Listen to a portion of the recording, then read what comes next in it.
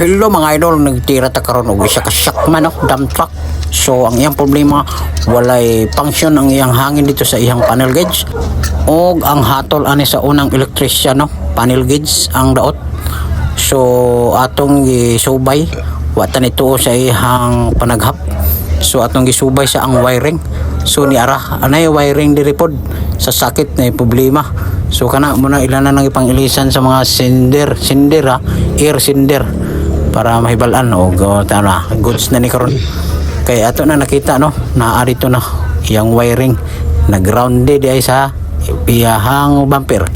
So kana wala gina ni function dia. So tanawan ninyo guys kung mo function ba. Okay, pabinawan ninyo ning gwapo. Hangin problema. Dugay na nga problema. So ato i-check ka. Hindi na siya masaka. So ato check. Ano to? Okay, lihok na. Lihok na siya guys. So testing na to Start yung hangin wala gina siya ni saka. Muna yung problema.